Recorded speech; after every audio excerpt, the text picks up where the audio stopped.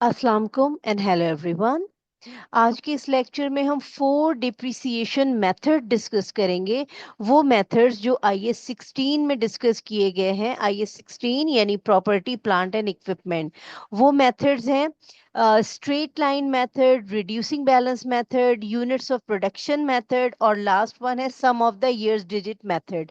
सो ये सारे मेथड हम डिस्कस करेंगे। इसके अलावा हम देखेंगे कि डिप्रिसिएशन फुल ईयर का कैसे निकालते हैं, कि जब आपने एसेट परचेज किया हो at the start of the year, और अगर आपने एसेट परचेज किया हो स्टार्ट ऑफ द ईयर के बजाय दरमियान में कहीं पे, like not in January but जनवरी के अलावा आपने मार्च, अप्रैल, दिसंबर, अक्टूबर किसी भी ईयर, तो फिर हम पार्शियल ईयर का डिप्रिसिएशन हम कैसे कैलकुलेट करते हैं। इसके अलावा हमने रेजिडुअल वैल्यू की डेफिनेशन हम देखेंगे, और यूजफुल लाइफ हम देखेंगे, और डिप्रिशिएबल कॉस्ट हम देखेंगे कैसे कैलकुलेट करते हैं। सबसे पहले जो डिप्रिसिएशन का कॉन्सेप्ट है, वो कॉन्सेप्ट ये है कि आपने एक लॉन्ग टर्म एसेट अगर परचेज किया है और उसकी लाइफ सेवरल ईयर्स है, लाइक 5 ईयर्स, 10 ईयर्स, 20 ईयर्स, और उसका बेनिफिट भी आपने ओवर दैट सेवरल ईयर्स लेना है, लाइक 5 ईयर, 10 ईयर, तो ये फीजिबल नहीं होता या ये अप्रोप्रिएट नहीं होता कि आप उसकी कॉस्ट को रिकग्नाइज कर लें या एडजस्ट कर लें as an expense in the year of its acquisition, यानी जिस दिन आप परचेज कर रहे होते, जिस साल आप परचेज कर रहे होते, या फिर जिस साल आप उसको डिस्पोज ऑफ कर रहे होते। बल्कि कॉन्सेप्ट ये है, और इनफैक्ट हम यहाँ पे मैचिंग प्रिंसिपल का भी कॉन्सेप्ट आ जाता है, इन्वॉल्व हो जाता है।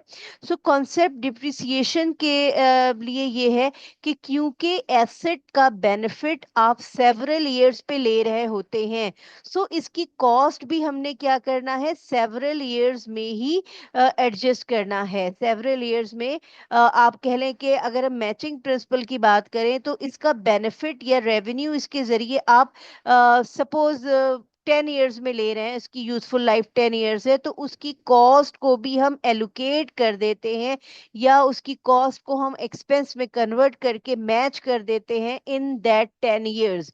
ये बेसिकली कॉन्सेप्ट है डिप्रिसिएशन का, यानी हम इन सिंपल वर्ड्स कह सकते हैं कि allocation of cost of the assets into its useful life.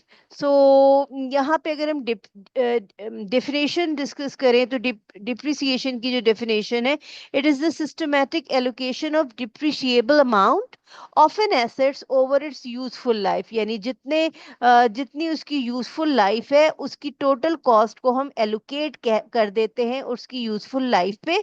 और इसको हम सिस्टमैटिक एलोकेशन क्यों कह रहे हैं, क्योंकि ये प्रॉपर सिस्टम के जरिए, प्रॉपर यानी कि एक अपनी मर्जी से नहीं कर देंगे, बल्कि इसके लिए डिफरेंट मेथड्स होते हैं, उन मेथड्स के तहत हम इसको एलोकेट करते हैं। The next is depreciable amount. Depreciable amount हम क्या करते हैं, एसेट की कॉस्ट में से उसकी रेजिडुअल वैल्यू माइनस कर देते हैं, तो हमारे पास डिप्रिशिएबल अमाउंट आ जाती है।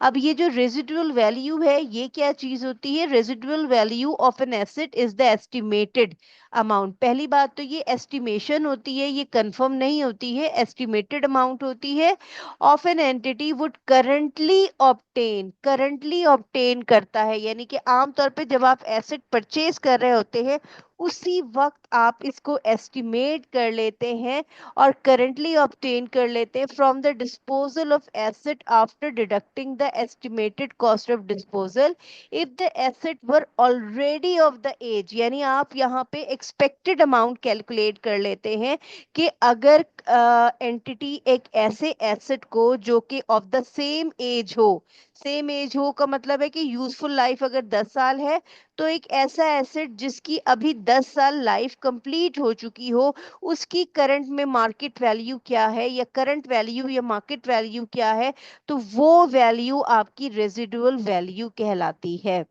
और यूजफुल लाइफ की जब हम बात करते हैं, तो यूजफुल लाइफ में खास बात यह है कि the period over which an asset is expected to be available for use by the entity, यानी एसेट हो सकता है उसकी ओवरऑल 10 साल लाइफ हो, या वो 10 साल यूज करने के काबिल हो, लेकिन यहाँ पे है available for use by the entity.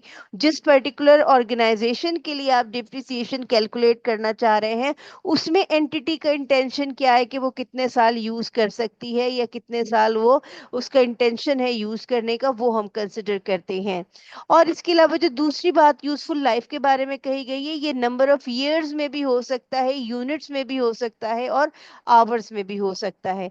Accumulated depreciation, जैसा कि ही नाम से ही पता चल रहा है, क्यूमुलेट होना, जमा होता जाना।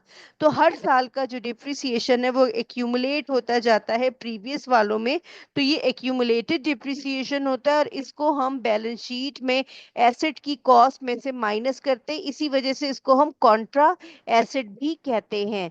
नेक्स्ट हमारे पास कैरिंग अमाउंट है, या इसको हम बुक वैल्यू भी कहते हैं, या इसको हम रिटन डाउन वैल्यू भी कहते हैं। यानी तीन नाम है, आप कैरिंग अमाउंट कह लें, बुक वैल्यू कह लें, रिटन डाउन वैल्यू कह लें, तीनों का मतलब एक है।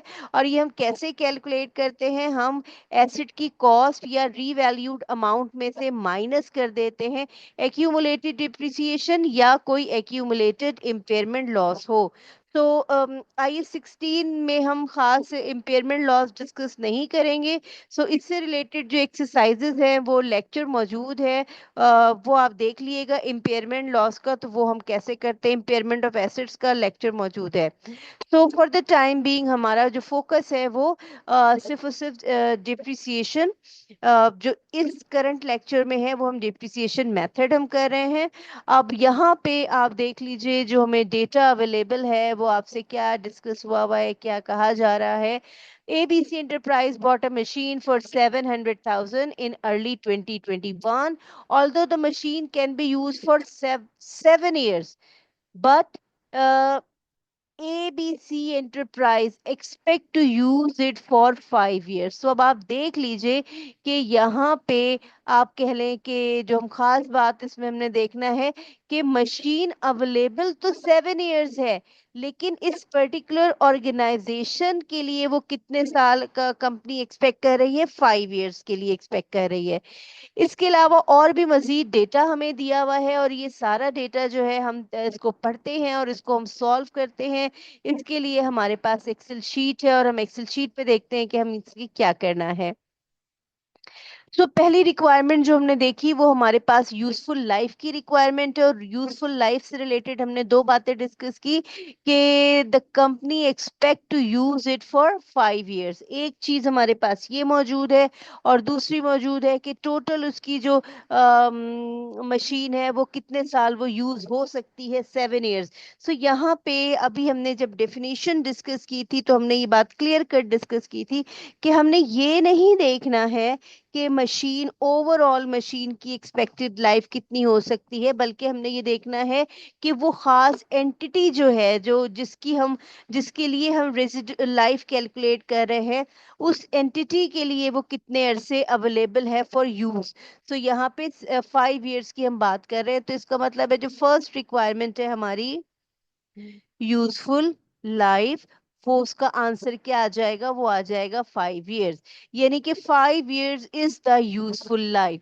उसके बाद जो नेक्स्ट हमें डेटा दिया हुआ है, सेट ऑफ डेटा दिया हुआ है, उसमें क्या डिस्कस किया हुआ है, उसमें डिस्कस किया हुआ है कि एंटर मशीन की जो मशीन आपने खरीदी थी वो 700,000 में खरीदी थी, और उसके बाद the company estimated that the machine can be dispose of this. यानी कि अगर आप अभी इसको डिस्पोज ऑफ करना चाहे तो 620 में डिस्पोज हो सकती है, या अगर हम 2025 के एंड में इसको डिस्पोज ऑफ करना चाहें तो 680 की भी वो डिस्पोज ऑफ हो सकती है। और ये इसकी एक्सपेक्टेशन है, यानी कि श्योर नहीं है, बट दिस इज एक्सपेक्टेड। उसके अलावा एक और सिमिलर मशीन जिसकी आप कह लें कि सिमिलर मशीन जिसकी लाइफ कितनी है, 5 years, similar age useful life, ये आपने देखना है। सो यूजफुल लाइफ जैसी मशीन है, can be dispose of at 150 और 330 at the end of the 2025। So ये this 330 represent future value, whereas 150 represent current value। so जो next requirement आपसे पूछी हुई है वो ये पूछी हुई है कि what is the residual amount। या रेजिडुअल वैल्यू, रेजिडुअल वैल्यू। तो रेजिडुअल वैल्यू के लिए याद रखिएगा दो चीजों का हमने इसमें जो है वो दो दो चीजें इनफैक्ट हमने देखनी है, तीन चीजें इनफैक्ट हमने देखनी है। वो रेजिडुअल वैल्यू के लिए सबसे पहली बात तो ये कि हमने ये देखना है कि उसकी जैसी मशीन, सिमिलर लाइफ, यानी कि जो यूजफुल लाइफ है। तो यूजफुल लाइफ हमारी कितनी है? यूजफुल लाइफ है हमारी 5 ईयर, यानी कि जो यूजफुल लाइफ है वो है 5 ईयर। तो एक ऐसी मशीन जिसकी सेम यूजफुल लाइफ हो और उसके करंट वैल्यू हो, तो जो सेम यूजफुल लाइफ हो और करंट वैल्यू हो, वो आपका आंसर होगा। यानी कि जो आपकी रेजिडुअल वैल्यू है वो कितनी आ रही है? वो 150 वुड बी द आंसर। दूसरी बात ये कि हमने जो 330 है वो क्यों नहीं लिया? तो याद रखिएगा this 330 represent expected eight the and, यानी ये फ्यूचर प्राइस रिप्रेजेंट कर रही है। तो हमने फ्यूचर प्राइस नहीं लेने हैं, क्योंकि हमें नहीं पता कि फ्यूचर में हमें कितना गेन होना है, लॉस होना है। यहाँ पे सम वॉट एक स्पेक्यूलेशन आ गया है, तो हमने फ्यूचर नहीं लेना। दो चीजें हमने पूरी करनी है। एक तो ये कि सिमिलर मशीन होनी चाहिए, of similar age of asset होनी चाहिए। उसकी करंट वैल्यू क्या है? सिमिलर एज ऑफ एसेट, यानी कि यहाँ पे सिमिलर एज ऑफ एसेट और उस एसेट की करंट प्राइस या करंट वैल्यू हमने देखनी है, वो आपकी रेजिडुअल वैल्यू हो जाएगी। और इसमें जो ये 700 है, ये तो इसकी कॉस्ट है ना, तो हमने कॉस्ट तो हम डिस्कस ही नहीं कर रहे, और इसकी कॉस्ट की ही ये करंट और फ्यूचर वैल्यू है, तो कॉस्ट तो हमने लेना ही नहीं है। तो ये हमारी रेजिडुअल वैल्यू और यूजफुल लाइफ हो गई। इसके बाद हमारे पास जो नेक्स्ट प्रॉब्लम है, नेक्स्ट एक्सरसाइज है, वो है दिस वन। और इसमें क्या कहा गया है? इसमें आपको एसिड की कॉस्ट दे दी गई है, यानी this one can be easily use for 10 years, easily use किया जा सकता है 10 ईयर्स, वो आपको दिया हुआ है। और फिर आपको जो बिजनेस है उसका इंटेंशन कितना है यूज करना, 6 ईयर। तो याद रखिएगा कि हमने उसका जो इंटेंशन है, इंटेंडेड टाइम पीरियड है ऑफ दैट एंटिटी, हमने वो काउंट करना है, यानी 6 ईयर्स। एक्सपेक्टेड रेजिडुअल वैल्यू भी सवाल में दी हुई है और वो है 40,000। तो दो चीजें पूछी हुई है, पहली पूछी हुई है डिप्रिशिएबल अमाउंट पूछी हुई है। तो डिप्रिशिएबल अमाउंट हम कैसे कैलकुलेट करेंगे? यहाँ पे डिप्रिशिएबल अमाउंट हमारे पास फॉर्मूला होता है कॉस्ट, जो कि 100,000 है, माइनस रेजिडुअल वैल्यू जो कि 40,000 है। So cost minus residual value is your depreciable amount. तो हम इसको यहाँ पे कैलकुलेट कर लेते हैं, और वो हम कैसे कैलकुलेट करेंगे? Like this. So 60,000 is your answer number one, which is depreciable amount. तो हमने ये कैलकुलेट किया। उसके बाद अगर हम टाइम पीरियड वाइज देखें, next requirement is useful life. तो हमने क्या देखना है? जो उसका टाइम पीरियड अवेलेबल हो, और available for use by the entity हो। तो bye the entity available for use time हमारे पास कितना आ रहा है?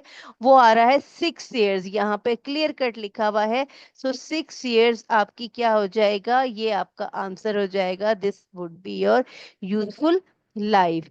तो ये हमारे पास हमने एक्सरसाइज की। उसके बाद हमारे पास जो नेक्स्ट कॉन्सेप्ट आ रहा है, नेक्स्ट कॉन्सेप्ट है, हम डिप्रिसिएशन मेथड स्टार्ट करने लगे हैं। और डिप्रिसिएशन मेथड में हमने देखना ये है कि हमारे पास स्ट्रेट लाइन मेथड कौन सा होता है। ये स्ट्रेट लाइन मेथड है। स्ट्रेट लाइन मेथड की खास बात ये है कि एक बार जो आप डिप्रिसिएशन कैलकुलेट करते हैं वो एनुअल डिप्रिसिएशन सेम होता है for each full financial years over the life of the asset. यानी कि अभी जो हमने एक साल का डिप्रिसिएशन कैलकुलेट करना है वो फिर बाकी तमाम सालों के लिए सेम होता है। सो डिप्रिसिएशन का फॉर्मूला है cost minus residual value divide by useful life. तो हम देखते हैं कि हमारे पास नेक्स्ट एक्सरसाइज है, और नेक्स्ट एक्सरसाइज में हम देखते हैं कि एनुअल डिप्रिसिएशन हम स्ट्रेट लाइन मेथड से कैसे कैलकुलेट करेंगे। और यहाँ पे जो हमें डेटा दिया हुआ है, हमने द प्लांट बॉट ऑन 1 जनवरी 2021 की बात है, यानी इस दिन हमने at the start of the year हमने एसेट खरीद लिया है। उसके बाद हम देखेंगे कि फिर उसकी कॉस्ट कितनी है, 100,000। उसकी लाइफ कितनी है, 5 इयर्स। रेजिडुअल वैल्यू दी हुई है, अकाउंटिंग ईयर है 31 दिसंबर, यानी जनवरी टू दिसंबर जो है उसका अकाउंटिंग ईयर है। और उसमें क्या पूछा हुआ है, रिक्वायरमेंट है एनुअल डिप्रिसिएशन बताएं, कैरिंग अमाउंट कैलकुलेट करके बताएं, और एक्यूमुलेटेड डिप्रिसिएशन बताएं 21 से 25 तक, यानी कि जो हमने टाइम पीरियड लेना है वो 21 से 25 है। तो यहाँ पे अगर हम ईयर लेते हैं तो 2021, 2022, 2023, 2024, 2025, 5 साल का हमने डिप्रिसिएशन कैलकुलेट करना है। सो annual depreciation, then we have accumulated depreciation, और फिर उसने एक और चीज पूछी हुई है कैरिंग अमाउंट। तो ये हमने कैलकुलेट करना है, उसके लिए हमें एनुअल डिप्रिसिएशन चाहिए होगा। हम मेथड यूज कर रहे हैं स्ट्रेट लाइन मेथड, तो उसके लिए आप कैसे कैलकुलेट करेंगे, फॉर्मूला आपके पास है। और फॉर्मूला क्या है, कॉस्ट, हम क्या करते हैं कॉस्ट लेते हैं, कॉस्ट हमारी 100,000 है, माइनस रेजिडुअल वैल्यू और डिवाइड बाय यूजफुल लाइफ जो कि हमारी है इस सवाल में 5 इयर्स। तो ऐसे हम एक ईयरली डिप्रिसिएशन कैलकुलेट करेंगे। और क्योंकि ये स्ट्रेट लाइन मेथड है, this is your yearly depreciation. So ये स्ट्रेट लाइन मेथड है, तो स्ट्रेट लाइन में क्या होता है कि जो डिप्रिसिएशन होता है वो हर साल क्या होगा, सेम होगा। यानी कि this depreciation would be same for every year.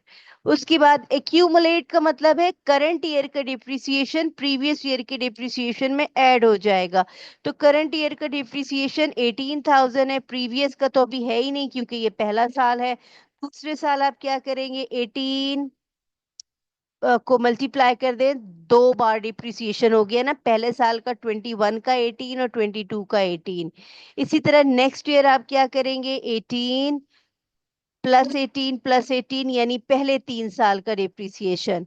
इसी तरह 4 ईयर आप क्या करेंगे, 18,000 को आप कितने टाइम्स प्लस कर लेंगे, 4 टाइम्स प्लस कर लेंगे। और लास्ट ईयर जब आप बात करेंगे तो 18 ईयर्स की डिप्रिसिएशन को आप प्लस कर लेंगे कितने टाइम्स, 5 टाइम्स कर लेंगे। तो ये आपका डिप्रिसिएशन आ गया।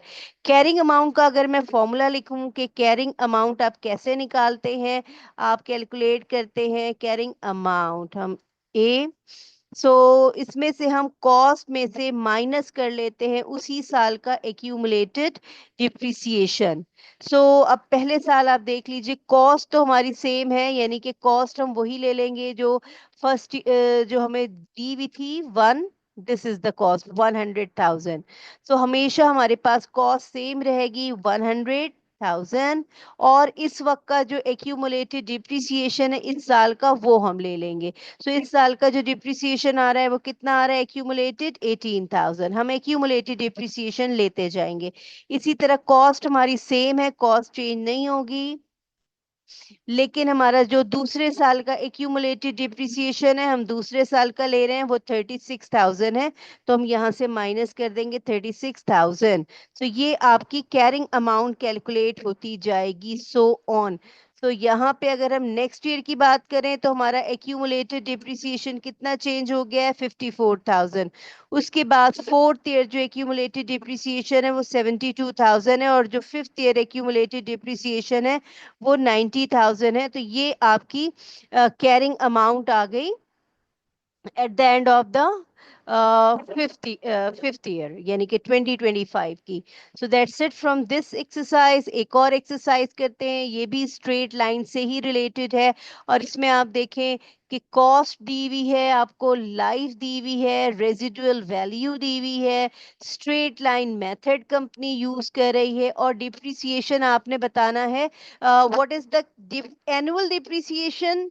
दो चीजें पूछी हुई हैं, एनुअल डिप्रिसिएशन पूछा हुआ है और आपसे पूछा हुआ है उसकी कैरिंग अमाउंट। सो एनुअल डिप्रिसिएशन का हमारे पास फॉर्मूला है। कैसे हम कैलकुलेट करेंगे एनुअल डिप्रिसिएशन? अभी हमने डिस्कस किया था कॉस्ट माइनस रेसिडुअल वैल्यू जो कि 240 है, डिवाइड बाय यूथफुल लाइफ जो कि इसमें दी हुई है 6 इयर्स। सो अब जब हम इसको कैलकुलेट करते हैं तो हमारे पास जो आंसर आ रहा है वो $170,000 है, यानी कि 1,70,000 आ रहा है। तो ये पहली रिक्वायरमेंट थी। दूसरी रिक्वायरमेंट है कैरिंग अमाउंट। तो कैरिंग अमाउंट हम कैसे कैलकुलेट करेंगे? After the end of fourth year, 4 साल बाद। तो याद रखिएगा कि जो हमारी कैरिंग अमाउंट का अभी हमने फॉर्मूला पढ़ा था, कॉस्ट। तो कॉस्ट माइनस एक्यूमुलेटेड डिप्रिसिएशन। तो कॉस्ट हमें कितनी दी हुई है? 1,26,60,000 माइनस। अब हम इसमें से क्या माइनस कर देंगे? इसमें से माइनस कर देंगे कैरिंग अमाउंट, यानी कि 4 साल का डिप्रिसिएशन है तो 1,70,000 एक साल का है। और हम कितने साल की बात कर रहे हैं? 4 इयर्स की बात कर रहे हैं। तो ये हम कर लेंगे तो हमारे पास कैरिंग अमाउंट आ जाएगी after the end of the fourth year, which is 5,80,000। आप इसको बिल्कुल उसी तरह चार्ट या टेबल बना के भी कैलकुलेट कर सकते हैं जैसे हमने प्रीवियस में किया। उसमें हमने यानी कि प्रॉपर आप टेबल बना लें और आपके पास उस टेबल में आ जाता है। तो इस तरह से आप कैलकुलेट कर लें, लाइक दिस वन। तो अगर आप इस तरह से हर साल भी बना के कैलकुलेट करेंगे तो इसी तरह आंसर आएगा। हमने क्या किया? 170,000 को 4 से मल्टीप्लाई किया तो 4 साल का हमारे पास एक्यूमुलेटेड डिप्रिसिएशन आ गया। उसको हमने कॉस्ट में से माइनस कर दिया तो कैरिंग अमाउंट आफ्टर 4 ईयर यहाँ पे आंसर आ गया। इसी तरह हम एक और एक्सरसाइज करते हैं, नेक्स्ट एक्सरसाइज करते हैं। और नेक्स्ट एक्सरसाइज में हम देखेंगे कि अगर फ्रैक्शनल ईयर हो तो फिर हम क्या करते हैं। यहाँ पे जो कंपनी का फाइनेंशियल ईयर है वो 1 जनवरी से December 31 दिया हुआ है। लेकिन यहाँ पे जो खास बात आपको सवाल में दी हुई है वो ये दी हुई है कि आपने एसेट कब परचेज किया है? 1 मई को परचेज किया है, यानी जैन फेब मार्च अप्रैल, 4 महीने आपने गुजार दिए, 4 महीने परचेज नहीं किया, 4 महीने बाद परचेज किया है। 60,000, तो 60,000 इज द कॉस्ट। कॉस्ट आपको दी हुई है 60,000 की। एक्सपेक्टेड लाइफ है 5 इयर्स की। रेजिडुअल वैल्यू है 0। स्ट्रेट लाइन मेथड ये यूज करते हैं। ये डिप्रिसिएशन बोल रहे हैं अगर आप प्रोपोर्शन यूज करते हैं, प्रोपोर्शनेट मेथड, तो डिप्रिसिएशन एसेट का किस तरह से आप कैलकुलेट करेंगे या आप कितना डिप्रिसिएशन कैलकुलेट करेंगे। सो अगर हम एनुअल डिप्रिसिएशन निकालते हैं, सिंपल मेथड है एनुअल डिप्रिसिएशन।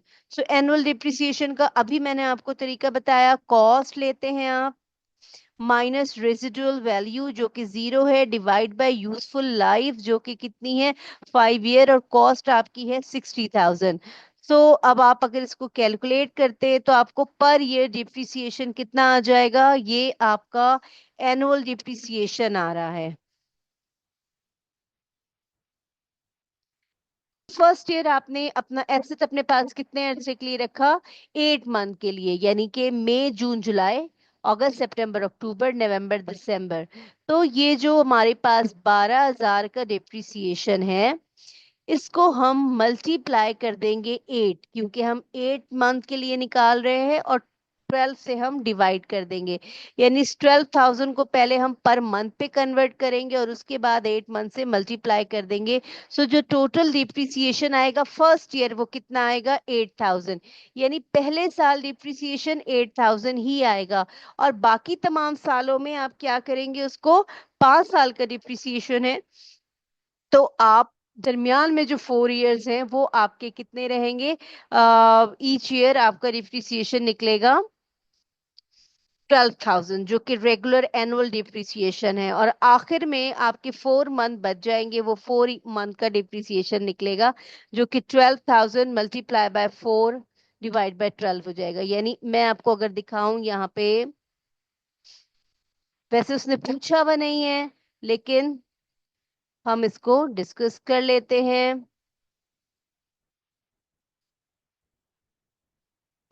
4th ईयर,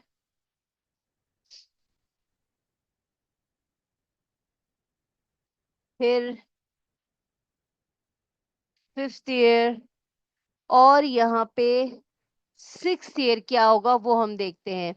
यानी कि इधर आपका पूरा 12,000 आएगा, देन 12,000 आएगा, देन 12,000 आएगा, देन 12,000 आएगा, और लास्ट ईयर क्या हो जाएगा, 6th ईयर क्या हो जाएगा, क्योंकि आपने एसेट को इस यहाँ हम प्रोपोर्शनेट कर रहे हैं, 12,000 डिप्रिसिएशन है और आखिर में आपने इसको कितने महीने इस्तेमाल किया, 4 मंथ इस्तेमाल किया।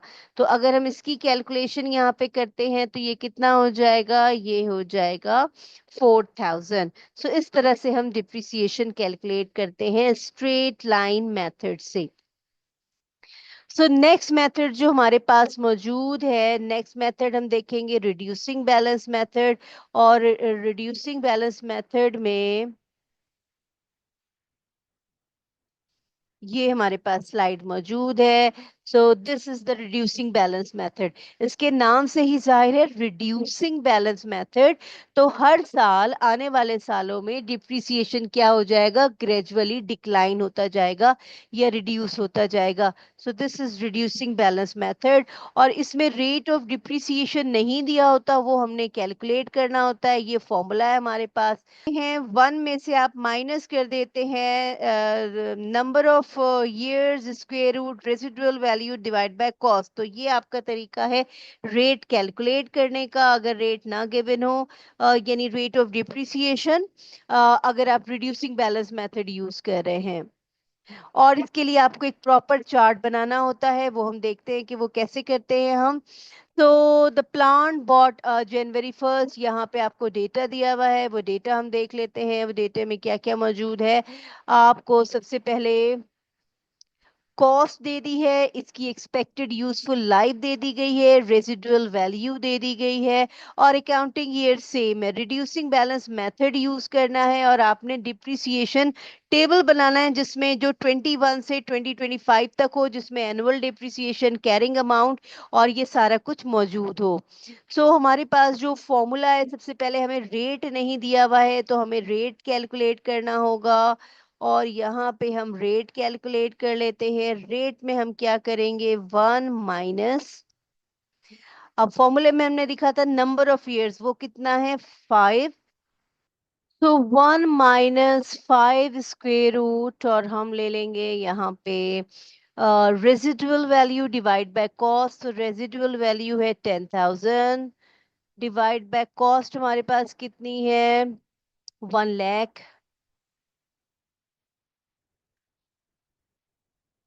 क्लास रेट गिवन नहीं है और रेट हमने कैलकुलेट करना है। रेट के लिए हमारे पास फॉर्मूला था, अभी हमने स्लाइड में डिस्कस किया था, 1 - 5 square root cost divide by residual value divide by cost. मैं आपको ये शेयर करा रही हूँ। हमने एक वेब है, वेब से हम डिस्कस, वेब पे हम चेक करेंगे कि ये हम कैसे कैलकुलेट करते हैं। और ये एक वेबसाइट है, यहाँ पे मैं आपको कैलकुलेट करके दिखा रही हूँ, और ये है वेबसाइट का नाम है mathway.in। कॉम और ये हम यहाँ पे कैलकुलेट कर रहे हैं। उसकी वजह ये है कि एक्सेल शीट पे डायरेक्ट कोई कैलकुलेशन नहीं है, तो हम यहाँ पे देख लेते हैं। हमने कहा था हम लेंगे 1, ये मैं यहाँ पे आपको शो करा रही हूँ, 1 माइनस, और फिर हमने फॉर्मूला यूज किया था 10 यानी कि 5, और स्क्वायर रूट हमने लिया था जो आपकी रेजिडुअल वैल्यू थी, रेजिडुअल वैल्यू को हमने 10,000 रेजिडुअल वैल्यू थी, डिवाइड बाय कॉस्ट, और कॉस्ट उसकी थी 100,000। ठीक है। सो ये हमने कैलकुलेट किया, और हमारे पास जो आंसर आ रहा है परसेंटेज में, हमने एग्जैक्ट वैल्यू कैलकुलेट करनी है। और एग्जैक्ट वैल्यू आप चेक करें, 0.369 आ रही है। सो दिस 0.369 बेसिकली आपका रिप्रेजेंट करता है कि 36.9 जो है ये आपकी वैल्यू आ रही है, क्योंकि एक्सेल शीट में फंक्शन नहीं था डायरेक्ट कैलकुलेट करने का। तो यहाँ पे हमने रेट कैलकुलेट किया 36.9%। और ये काम आप कर सकते हैं अपने कैलकुलेटर से, सिंपल साइंटिफिक कैलकुलेटर से ये आप रेट कैलकुलेट कर सकते हैं। ये हमारे पास रेट आ गया डिप्रिसिएशन का। अच्छा, अब हमने इसमें जो हमारे पास कॉलम है, हमने एक ईयर का बनाना है, एक हम कैलकुलेशंस करके दिखा देंगे, एक हम डिप्रिसिएशन एक्सपेंस हम बना लेंगे, एक एक्यूमुलेटेड डिप्रिसिएशन है, और एक कॉलम आपका बन जाएगा कैरिंग अमाउंट, या इसको हम बुक वैल्यू भी कहते हैं।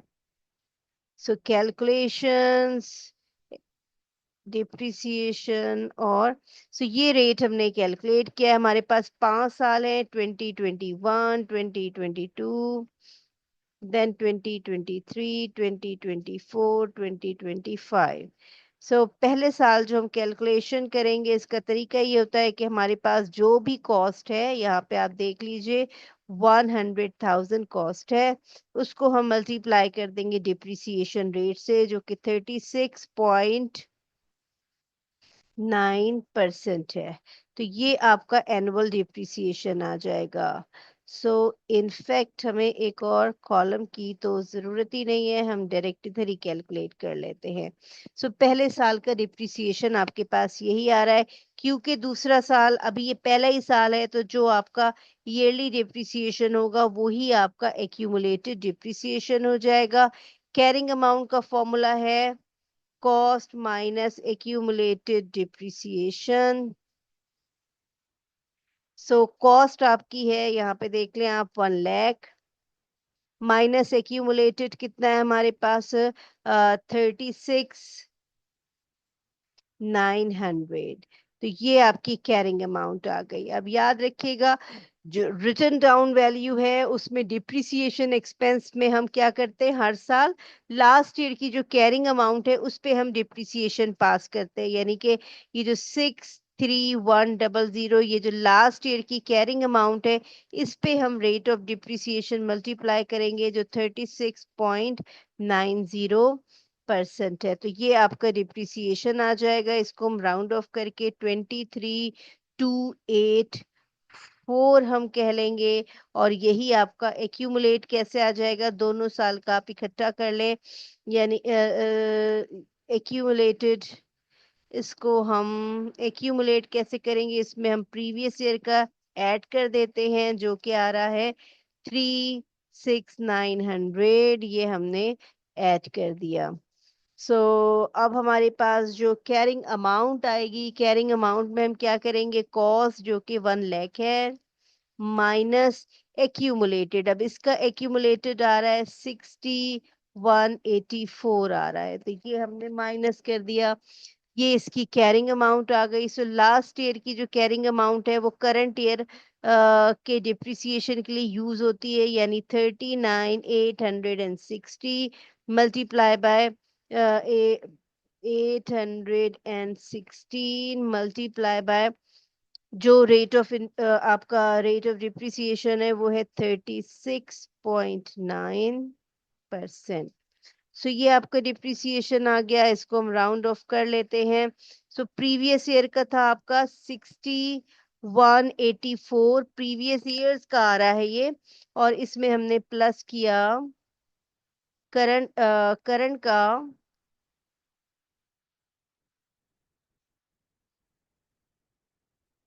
दिस वन, तो हमने इसमें करंट वाला प्लस करना है, जो कि 14692 आ रहा है।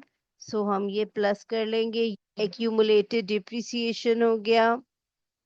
और हमने कैरिंग अमाउंट कैसे निकालना है, कॉस्ट माइनस एक्यूमुलेटेड, जो कि 74876 आ रही है। सो यही हमारी जो कैरिंग अमाउंट है लास्ट ईयर की, वो हमारी करंट ईयर में फॉरवर्ड हो जाएगी, यानी कि 25124, और इस पे हम लगा देंगे रेट, जो कि डिप्रिसिएशन का हमने कैलकुलेट किया 36.9%।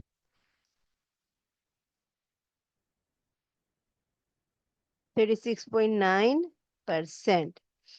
सो अब एक्यूमुलेटेड डिप्रिसिएशन आप कैसे कैलकुलेट करेंगे, जो पिछला वाला डिप्रिसिएशन था 24876, इसमें आप करंट ईयर का प्लस कर दें, जो कि 9271 आ रहा है।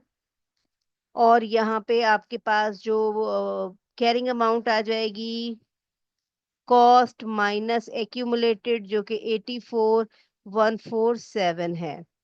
इसी तरह लास्ट ईयर जो हम कैलकुलेट करेंगे, वो हम कैलकुलेट करेंगे जो आपकी रेजिडुअल वैल्यू, जो आपकी कैरिंग अमाउंट आ रही है, वो आ रही है 15853, और उसको हम मल्टीप्लाई कर देंगे रेट ऑफ डिप्रिसिएशन से, जो कि 36.9% है, तो आपका डिप्रिसिएशन आ जाएगा।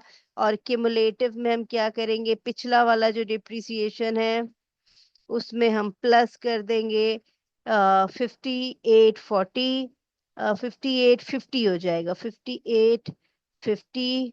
और आपका जो रेजिडुअल वैल्यू आ जाएगी, वो आप देख लीजिए यहाँ पर, सॉरी कैरिंग अमाउंट जो आपकी आ जाएगी, वो आ जाएगी, कितनी आ जाएगी, 100, यानी 1 लाख माइनस एक्यूमुलेटेड जो 89997 आ रही है। यहाँ पे देखिए 10,300 आ रही है। सो 10,000 एक्चुअली आपका जो रेजिडुअल वैल्यू है वो बचनी चाहिए है। तो यहाँ पे हम इसको राउंड ऑफ कर देते हैं, यानी कि हम इसको 5853 कर देते हैं। हमने यहाँ पे एक्चुअली 10,000 लेके आना होता है, जो रेजिडुअल वैल्यू होती है आखिरी साल जो आपकी बचती है। तो अगर हम ये 5853 कर दें, यानी कि यहाँ पे हम लिख दें 5853, तो आपकी जो कैरिंग अमाउंट, जो आपका एक्यूमुलेटेड डिप्रिसिएशन है, वो 5853 होके राउंड ऑफ 90 हो जाएगा। और अगर आप इसमें से 90,000 माइनस करेंगे, यानी जो हमने पहले तरीका किया यहाँ पे रेट अप्लाई करके, वो गलत नहीं था, लेकिन टेक्निकली हमारे पास जो आखिर में at the end of fifth year बचनी चाहिए अमाउंट, वो एक्यूमुलेट, वो आपकी जो आपकी रेजिडुअल वैल्यू है वो बचनी चाहिए। तो हमने रेजिडुअल वैल्यू अमाउंट लाने के लिए यहाँ पे अपना लास्ट ईयर का डिप्रिसिएशन जो है वो क्या किया, एडजस्ट कर लिया। सो that's it from this problem. जो हमारा नेक्स्ट है वो भी आपका एक और रिड्यूसिंग बैलेंस मेथड से रिलेटेड है। एंड दिस वन, ये आपका है नॉन करंट एसेट की कॉस्ट दे दी गई है, रिड्यूसिंग बैलेंस मेथड है, और डिप्रिसिएशन भी दिया हुआ है। सो आपको कैरिंग अमाउंट पूछी हुई है थर्ड ईयर। सो यहाँ पे हम ले लेते हैं ईयर, जो कि first year, second year and third year है। उसके बाद आपसे आपको जो कैलकुलेट करना है वो डिप्रिसिएशन एक्सपेंस कैलकुलेट करना है। फिर आप एक्यूमुलेटेड डिप्रिसिएशन का एक कॉलम बनाएंगे और एक कैरिंग अमाउंट का कॉलम बनाएंगे। मैं आपको इसका एक शॉर्टकट भी बता दूंगी, लेकिन हमने पहले एक प्रॉपर चार्ट बना के देखना है। सो डिप्रिसिएशन एक्सपेंस आप कैसे पहले साल आपकी कॉस्ट है 64,000, इसको आप मल्टीप्लाई कर देंगे, आपका जो डिप्रिसिएशन का रेट है वो कितना है, 25%। सो ये डिप्रिसिएशन आ गया, क्योंकि पहला साल है तो जो एक्यूमुलेटेड डिप्रिसिएशन होगा वही आपका जो एक्यूमुलेटेड डिप्रिसिएशन होगा वही आपका टोटल डिप्रिसिएशन, क्योंकि ये आपका पहला साल है तो जो डिप्रिसिएशन एक्सपेंस होगा वही आपका एक्यूमुलेटेड डिप्रिसिएशन होगा। और कैरिंग अमाउंट आप कैसे निकालेंगे, कॉस्ट जो कि 64,000 है माइनस एक्यूमुलेटेड डिप्रिसिएशन जो कि 16,000 है। इसी तरह नेक्स्ट ईयर हम आ जाएंगे, नेक्स्ट ईयर हमारे पास जो डिप्रिसिएशन है वो हम कैरिंग अमाउंट पे कैलकुलेट करेंगे, कैरिंग अमाउंट को हम मल्टीप्लाई कर देंगे रेट से जो कि 25% है। सो आपका ये एनुअल डिप्रिसिएशन आ जाएगा। और एक्यूमुलेटेड में हम क्या करेंगे, प्रीवियस ईयर के डिप्रिसिएशन में प्लस कर देंगे करंट ईयर का डिप्रिसिएशन। और जब आप कैरिंग अमाउंट निकालेंगे तो कॉस्ट हमारे पास 64 है, इसमें से हम एक्यूमुलेटेड डिप्रिसिएशन माइनस कर देंगे तो ये कैरिंग अमाउंट आ गई। और थर्ड ईयर हम कैरिंग अमाउंट वही लेके जाएंगे जो कि 36,000 है, और इस पे हम रेट ऑफ डिप्रिसिएशन अप्लाई कर देंगे जो कितना है, 25% है। सो आपका ये 9,000 आ गया, और हम इसको 28 में ऐड कर देंगे तो हमारा एक्यूमुलेटेड डिप्रिसिएशन आ जाएगा। और अगर आप अपनी कैरिंग अमाउंट निकालें तो कॉस्ट जो कि 64,000 है, इसमें आप एक्यूमुलेटेड डिप्रिसिएशन जो कि 37,000 है ये आप माइनस कर दें तो 28,000 जो है ये आपके पास क्या आ रहा है, 28,000 इज बेसिकली आपका आप कह लें कि 27,000 जो बच के आ रहा है ये आपकी कैरिंग अमाउंट आ रही है। तो इसका एक और तरीका ये है कि आपने जो अगर डिप्रिसिएशन कैलकुलेट करना है तो यहाँ पे आप लेंगे आपके पास जो भी इसकी टोटल कॉस्ट है, यानी कि टोटल कॉस्ट है, इसको आप मल्टीप्लाई कर देंगे किससे, इसको आप मल्टीप्लाई कर देंगे, यहाँ पे 3 साल की बात हो रही है तो 25 25 25 यानी कि आपका जो 3 साल का डिप्रिसिएशन क्यूमुलेट होके जो रेट आएगा वो कितना आएगा, 0.75 यानी 75 आएगा। और इसकी आप क्या ले लेंगे, रेस टू पावर एन ले लेंगे, यानी हम कितने साल की बात कर रहे हैं, हम 3 साल की बात कर रहे हैं। तो अगर आपने यहाँ पे डायरेक्ट इसकी वैल्यू निकालना है जो कि कैरिंग अमाउंट है तो आप इस फॉर्मूले के तहत भी निकाल सकते हैं, बजाय इसके कि सिर्फ पूरा चार्ट बनाएं, आप यहाँ पे इसको डायरेक्ट भी कैलकुलेट कर सकते हैं। सो ये था हमारे पास रिड्यूसिंग बैलेंस मेथड। अगर आप यूज करते हैं हमने रेट कैलकुलेट करके भी देखा कि रेट हम कैसे कैलकुलेट करते हैं, और अगर हमने दूसरी तरह से कैलकुलेट करना है तो हम दूसरी तरह से भी कैलकुलेट करते हैं। यानी कि डायरेक्ट अगर हमने फॉर्मूला लगा के कैलकुलेट करना है तो हम कैसे कैलकुलेट करते हैं। इसके बाद जो हमने नेक्स्ट है हमारे पास मेथड, वो नेक्स्ट मेथड है हमारे पास हम देखेंगे यूनिट्स प्रोडक्शन मेथड। और यूनिट प्रोडक्शन मेथड में देखें यहाँ पे हम रेट कैलकुलेट कर लेते हैं, रेट इन यूनिट्स, यानी कि पर यूनिट रेट अगर आवर्स में दिया है तो पर आवर रेट, और cost minus residual life divide by useful life in units, यानी total useful life in units दी हुई होती है। और फिर ईयरली डिप्रिसिएशन हम उस साल के यूनिट से उस रेट को मल्टीप्लाई करते जाते हैं तो हमारा डिप्रिसिएशन कैलकुलेट होता जाता है। इसके लिए हमारे पास नेक्स्ट प्रॉब्लम है, ये मौजूद है और हम इसको सॉल्व करते हैं। और जो इसमें हमें डेटा गिवन है वो हम देख लेते हैं क्या क्या डेटा गिवन है। आपको 1 लाख इसकी कॉस्ट दी हुई है, यूजफुल लाइफ दी हुई है, रेजिडुअल वैल्यू दी हुई है, लेकिन खास चीज ये है कि टोटल लाइफ इन यूनिट्स भी गिवन है, यानी this is total life in units, तो हमने टोटल लाइफ इन यूनिट्स भी गिवन है। और 3 साल का डेटा इन यूनिट्स भी दिया हुआ है, यानी 5 ईयर्स का दिया हुआ है, 1 2 3 4 5, 5 सालों के अलग अलग यूनिट्स भी दिए हुए हैं, तो हमने वही कैलकुलेट करना है तीनों चीजें, annual depreciation and carrying amount और एक्यूमुलेटेड डिप्रिसिएशन।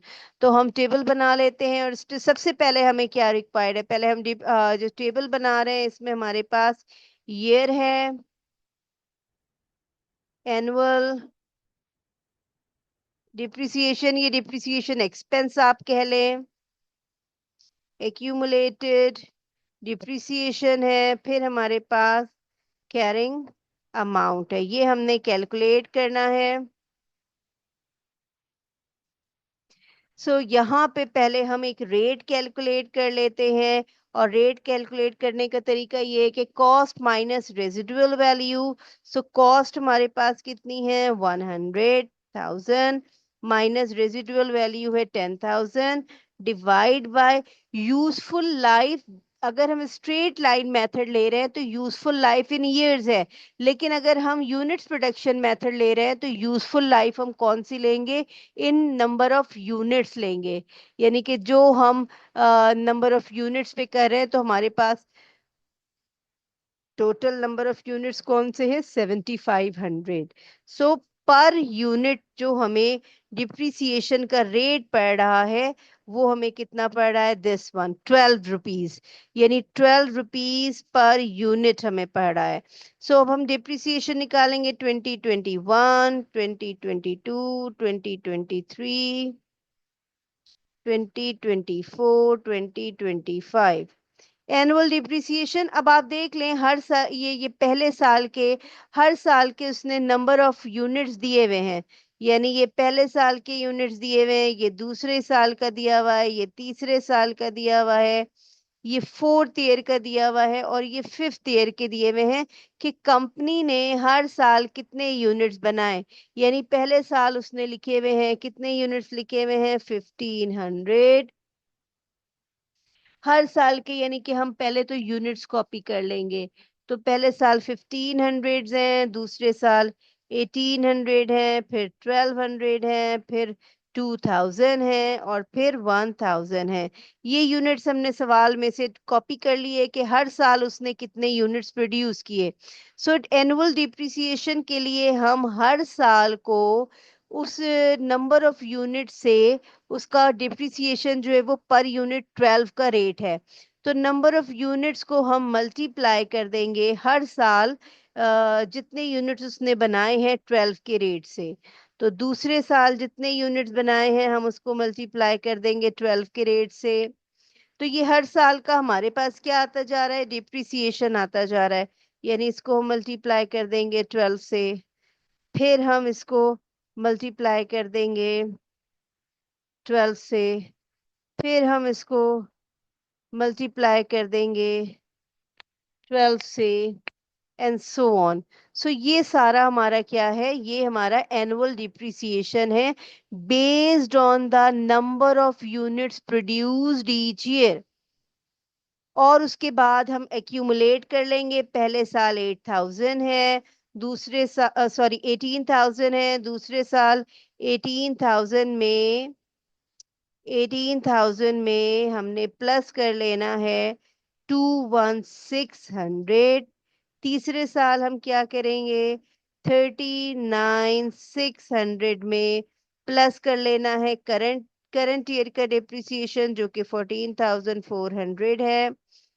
फिर आप देखिए 54,000 में हमने करंट ईयर का प्लस कर लेना है जो कि 24,000 है।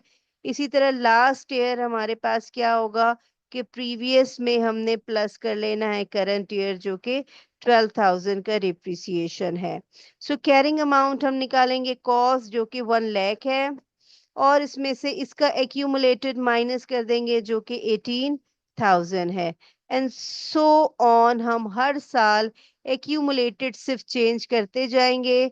तो दूसरे साल एक्यूमुलेटेड है 39,600, तीसरे साल हमारा जो एक्यूमुलेटेड आ रहा है वो 54,000 आ रहा है, फोर्थ ईयर जो हमारा एक्यूमुलेटेड आ रहा है वो 78,000 आ रहा है, फिफ्थ ईयर जो एक्यूमुलेटेड आ रहा है वो 90,000 आ रहा है। सो ये देखिए, अब हमारे पास जो कैरिंग अमाउंट है वो कितनी बच गई है, 10,000, which is equal to residual value. इसी तरह हमने लास्ट एक प्रॉब्लम, सेम प्रॉब्लम की थी, यहाँ पे भी 10,000 बच गई है जो कि रेजिडुअल वैल्यू के बराबर है, और ये हमने रिड्यूसिंग बैलेंस मेथड में किया था। और अगर आप स्ट्रेट लाइन से कंपेयर करें तो इसमें भी 10,000 कैरिंग अमाउंट बच गई है जो कि हमारी रिड्यूसिंग बैलेंस मेथड के बराबर है। ये था हमारा एक्सरसाइज 9। हम एक्सरसाइज 10, 11 भी हम कर चुके हैं। अब हम 12 पे आते हैं, और 12 हमारा जो है वो किससे रिलेटेड है? 12 हमारा है रिलेटेड, इसमें मेथड कौन, sum of the digit method use हो रहा है। तो हम यहाँ पे देखते हैं sum of the digit method कैसे यूज होता है। और उससे पहले हम sum of the digit method का हम फॉर्मूला देख लेते हैं। Sum of the digit method का ये फॉर्मूला है, एक्सेल शीट पे आप देख लीजिए कि डिप्रिसिएशन कैसे निकालेंगे, डिप्रिशिएबल अमाउंट। और डिप्रिशिएबल अमाउंट की हमने डेफिनेशन बिल्कुल स्टार्ट में पढ़ी थी, कॉस्ट माइनस रेजिडुअल वैल्यू। उसको मल्टीप्लाई कर देंगे रिमेनिंग ईयर से, divide by sum of the year digit. Sum of the year digit हम ऐसे निकालते हैं, ये n+1 डिवाइड बाय 2। इस तरह से हम इसको कैलकुलेट करेंगे। तो हम वापस आ जाते हैं अपनी एक्सेल शीट पे और प्रॉब्लम हम सॉल्व करते हैं। सो हमारे पास 5 इयर्स हैं। तो पहले तो हम सम ऑफ द ये डिजिट निकाल लेते हैं कि ये हम किस तरह से सम ऑफ द ये डिजिट निकालेंगे। इसका सिंपल तरीका तो ये है कि वो मैं आपको बता देती हूँ बगैर फॉर्मूले के। और सम ऑफ द ये डिजिट का जैसे 5 साल यहाँ पे यूजफुल लाइफ दी हुई है, तो इसका तरीका ये है कि आप कैसे करें, 1+2+3+4+5, यानी उस वक्त तक प्लस करते रहे जितनी आपकी लास्ट जो वैल्यू आ रही है, 5 ईयर 10 आ रही है तो 10 तक प्लस करते रहे। ये सम ऑफ द ये डिजिट आ रही है। अदरवाइज इसमें जो आपको अभी हमने फॉर्मूला डिस्कस किया था, वो फॉर्मूला हम कैसे करते हैं, एन, एन रिप्रेजेंट करता है 5 को, इसको हम मल्टीप्लाई कर देते हैं n+1 से, यानी 5+1 से, और होल हम डिवाइड कर देंगे 2 से। इस तरह से भी आपकी अमाउंट सेम कैलकुलेट हो के आ जाएगी। ये देखिए ये फॉर्मूला, तो this is sum of the ये डिजिट मेथड। अब अगर आपने डिप्रिसिएशन कैलकुलेट करना है, डिप्रिसिएशन कैलकुलेट करने के लिए सबसे पहले हमें एक और चीज चाहिए होगी, वो चाहिए होगी डिप्रिशिएबल कॉस्ट या डिप्रिशिएबल अमाउंट। और उसका फॉर्मूला होता है cost minus residual value. Depreciable amount हमारे पास कितनी आ जाएगी, जब हम इसको कैलकुलेट करेंगे तो 90,000 आ जाएगी।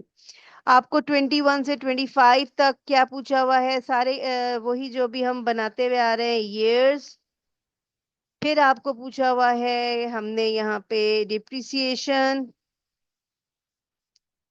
ये कौन सा डिप्रिसिएशन है, दिस इज एनुअल डिप्रिसिएशन, या इसको हम ईयरली डिप्रिसिएशन कहते हैं। फिर हम एक कॉलम बनाएंगे एक्यूमुलेटेड डिप्रिसिएशन का, और एक कॉलम हमारा बनेगा कैरिंग अमाउंट का। सो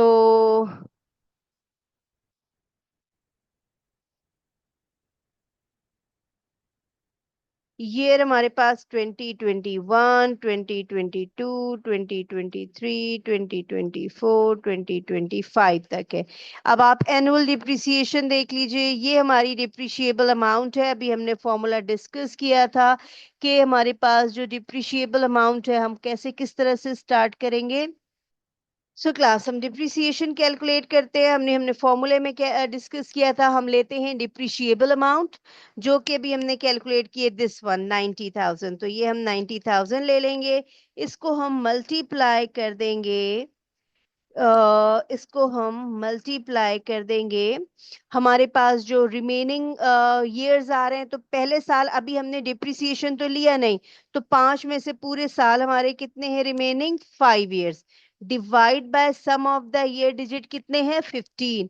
इससे हम डिवाइड कर देंगे तो हमारा एनुअल डिप्रिसिएशन आ जाएगा जो कि 30 आ रहा है। इसी तरह अगर हम दूसरे साल की बात करें, ये देखिए तो यहाँ पे जो रिमेनिंग ईयर्स है वो कितने हो जाएंगे, 5 की बजाय 4 हो जाएंगे। इसी तरह नेक्स्ट ईयर रिमेनिंग ईयर्स कितने हो जाएंगे, 5 की जगह हमारे पास जो रिमेनिंग ईयर्स हैं वो 3 हो जाएंगे। इसी तरह रिमेनिंग ईयर 2 हो जाएंगे। और 2025 जो कि लास्ट ईयर है, तो हमारे पास सिर्फ 1 साल है, और ये हमारा इस तरह से डिप्रिसिएशन निकल आएगा।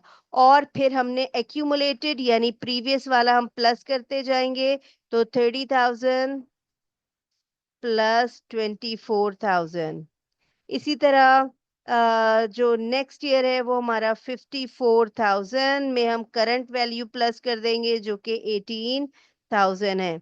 इसी तरह नेक्स्ट में हमारे पास जो प्रीवियस वाला है वो 72 है, और इसमें करंट वैल्यू प्लस कर देंगे 12,000।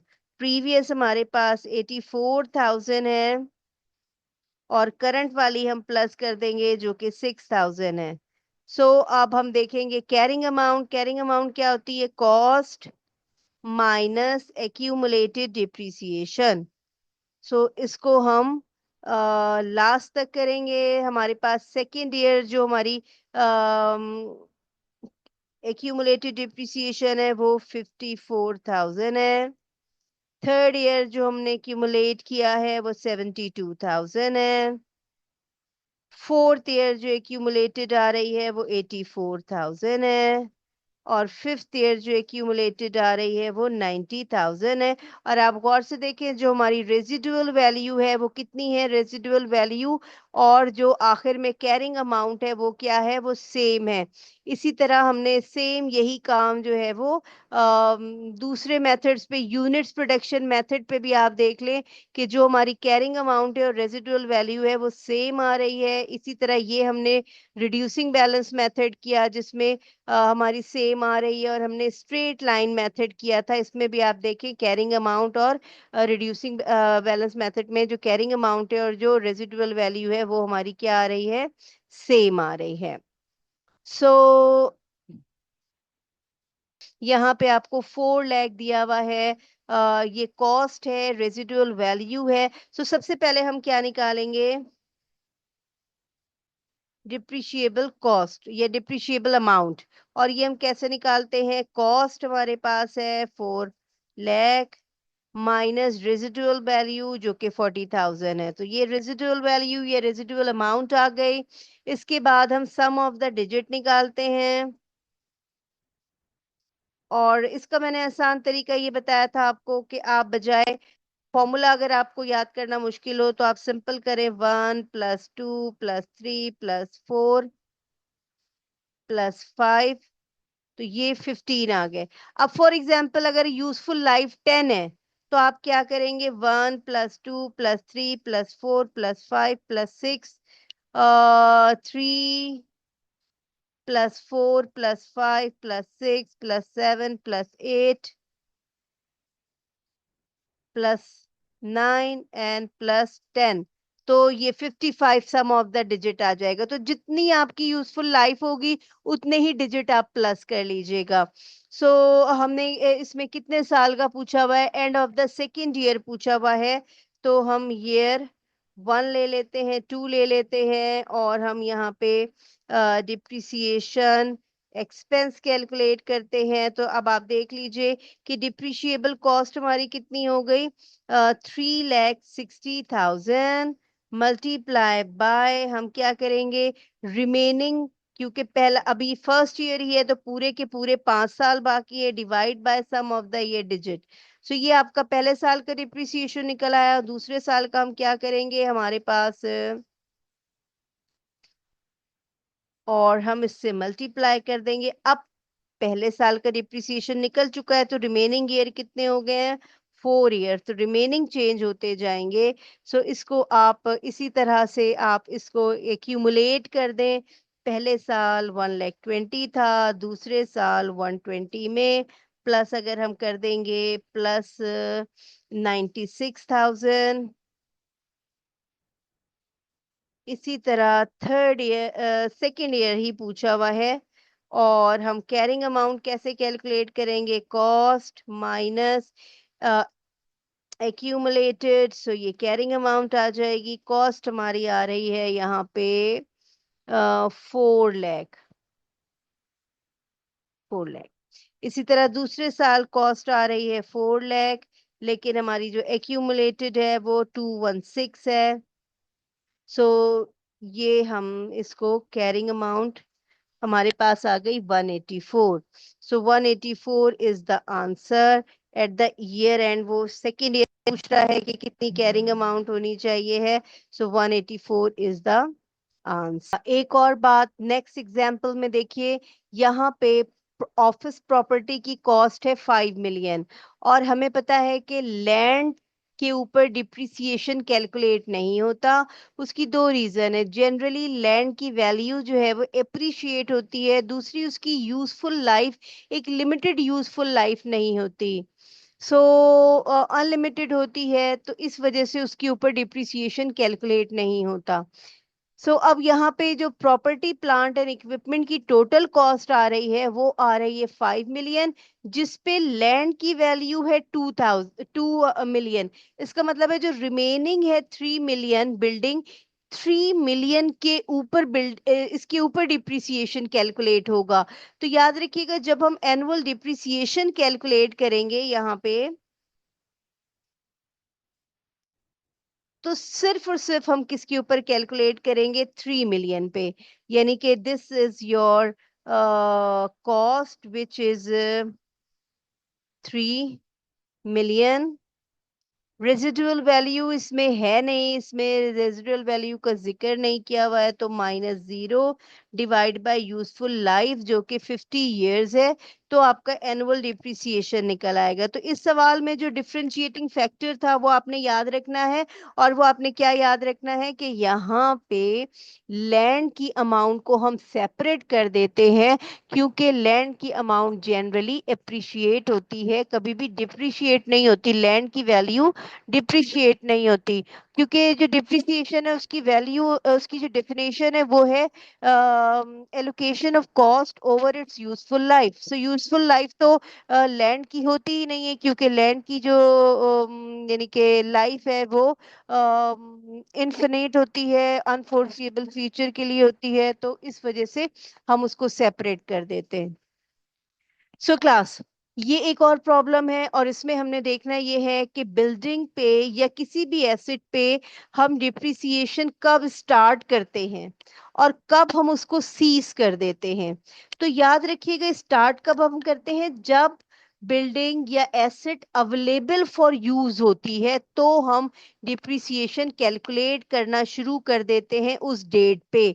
तो यहाँ पे लिखा हुआ है कि द बिल्डिंग वॉज ऑक्युपाइड, यानी कि the building was completed, sorry, the building was completed on 1st July 2008, complete हो गई, and occupied on 1st September 2008। और बिल्डिंग जो है वो ऑक्युपाइड कब हुई है, 1st September 2008 को। सो date of commencement of depreciation is when asset become available for use। From that point of view, asset actually available for use कब हो गया था, 1st जुलाई को ही, क्योंकि 1st जुलाई को ही वो कंप्लीट हो गया था। यहाँ पे अगर मैं date of commencement of depreciation कब कैलकुलेट करना शुरू करेंगे, तो ये हो गया 1st जुलाई। ओके। और दूसरा पूछा हुआ है date when depreciation charge should be cease, यानी कि अगर हम सीज की हम बात करें, सीजेशन ऑफ डिप्रिसिएशन, तो सीजेशन ऑफ डिप्रिसिएशन होता है when the asset is dispose of, जिस दिन आपने एसेट अपना क्या किया, बेच दिया। तो अगर हम उससे रिलेटेड डेटा यहाँ पे देखें, तो उसमें क्या लिखा हुआ है कि the entity used the building for a long time, but then due to expansion in its business, it decided on 1st July, पहली डेट है 1st जुलाई 2015, इन्होंने क्या डिसाइड किया कि ये शिफ्ट हो जाएंगे न्यू रेंटेड प्रीमिसेस में। द एंटिटी शिफ्टेड, और ये असल में शिफ्ट कब हुए, 1 अगस्त 2015 को। और जो ओल्ड बिल्डिंग है, पुरानी बिल्डिंग है, वो उन्होंने सेल कब की, 31 दिसंबर को।